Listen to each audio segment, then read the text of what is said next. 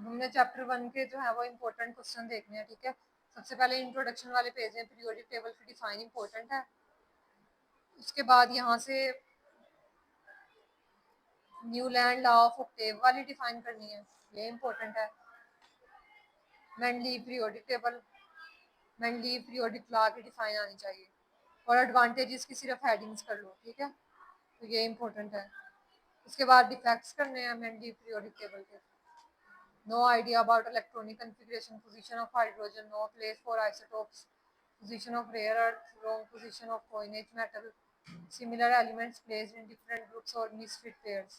ये important long है।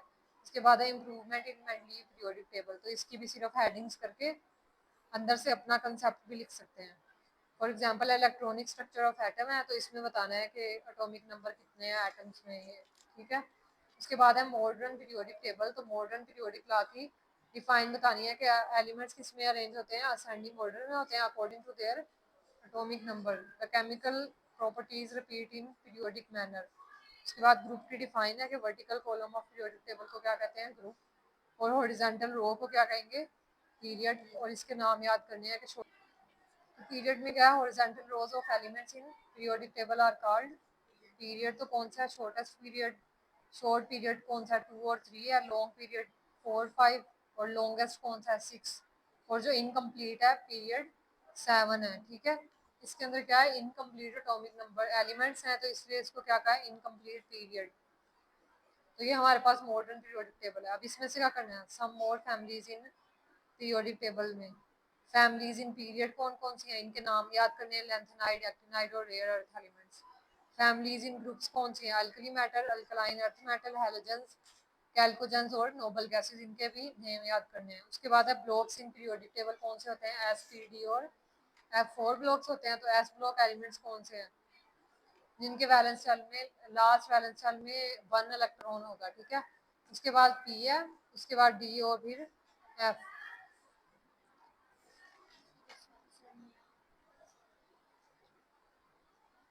इसके बाद है मेटल, नॉन मेटल और मेटलॉइड्स। तो मेटल्स कौन से होंगे, जो लेफ्ट हैंड साइड पे हैं पीरियड के, ये याद करना है। नॉन मेटल्स में से अपर राइट कॉर्नर पे, और इनका ग्रुप नेम याद करना है कि कहाँ से कहाँ तक है। मेटलॉइड्स के 3 4 5, ठीक है।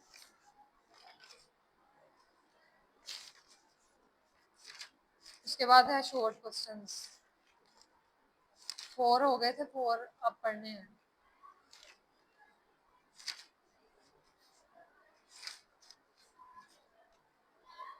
क्वेश्चन नंबर 6 है, तो alkali metals give ionic hydride give brief reason, उन्होंने कहा इसकी रीजन देनी है, ठीक है।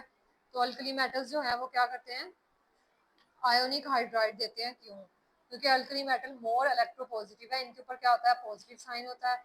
जिनके ऊपर पॉजिटिव साइन होता है आयंस के ऊपर, उसका मतलब है वो इलेक्ट्रॉन को लॉस करें, और वो क्या है, यूनिपॉजिटिव आयन। यूनिपॉजिटिव आयन का मतलब क्या है, यूनि का मतलब होता है एक, ठीक है। तो electron is accepted by hydrogen to form hydride ion. Electron जो है वो हाइड्रोजन क्या करेगा, एक्सेप्ट करेगा। तो पॉजिटिव और नेगेटिव आयन जो है वो कंबाइन होकर क्या बनाएंगे, ionic bond. For example Na plus और Cl माइनस मिलते हैं तो क्या बन जाता है, आयोनिक बॉन्ड बन जाता है ना एक। तो that's why alkali metals give ionic hydride, इसी वजह से आयोनिक हाइड्राइड देते हैं। इसकी असल रीजन क्या थी कि अल्कली मेटल क्यों देते हैं आयोनिक हाइड्राइड, क्योंकि जो होता है हाइड्रोजन, वो एक ही इलेक्ट्रॉन जो है उसको रिमूव कर सकता है। तो अल्कली मेटल जो है वो मोर इलेक्ट्रो पॉजिटिव है। तो जब ये दोनों मिलेंगे, अल्कली मेटल का पॉजिटिव और इसका नेगेटिव हाइड्रोजन का, तो क्या बन जाएगा, आयोनिक हाइड्राइड। उसके बाद है what is the role of shielding effect on ionization energy along the period. Most important question है। शील्डिंग इफेक्ट जो है वो कांस्टेंट रहेगा, same. Top to bottom in group, number of shell क्या करेंगे, इंक्रीज। टॉप टू बॉटम यानी नीचे को जाएंगे, तो नंबर ऑफ शेल्स बढ़ते जाएंगे, शील्डिंग इफेक्ट जो है वो भी ज्यादा होता जाएगा। As a result ionization energy decrease, ionization energy कम हो जाएगी। शील्डिंग इफेक्ट ज्यादा होगा तो आयनाइजेशन एनर्जी कम हो जाएगी। उसके बाद क्या, व्हाट आर हेलाइड्स, क्या होते हैं, ऐसे कंपाउंड्स जिनमें हेलोजन जो है वो किसी और एलिमेंट के साथ मिलता है तो क्या बन जाता है, halide. For example sodium chlorine halogen के साथ मिलेगा तो क्या बन जाएगा, हेलाइड। तो आयोनिक हैलाइड में NaCl, polymeric halide AlCl3। Polymeric क्यों कहा है? क्योंकि इसमें क्लोरीन 3 है। कोवलेंट हैलाइड, अब इसमें कोवलेंट बॉन्ड है इसलिए इसको क्या कहा है? Covalent halide.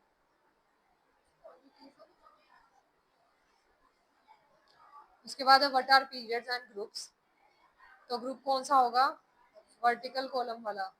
और हॉरिजॉन्टल वाला कौन सा होगा? पीरियड। आगे क्वेश्चन नंबर 10 है, मेल्टिंग और बॉइलिंग पॉइंट जो है वो बिलोंग क्यों करते हैं? फिफ्थ ग्रुप और सेवन ग्रुप से। तो उनका लो मेल्टिंग और बॉइलिंग पॉइंट किस वजह से होता है? क्योंकि उनके अंदर वीक इंटरमोलिकुलर फोर्सेस होती हैं। जिनके अंदर वीक इंटरमोलिकुलर फोर्सेस हैं उनके अंदर मेल्टिंग और बॉइलिंग पॉइंट भी लो होगा।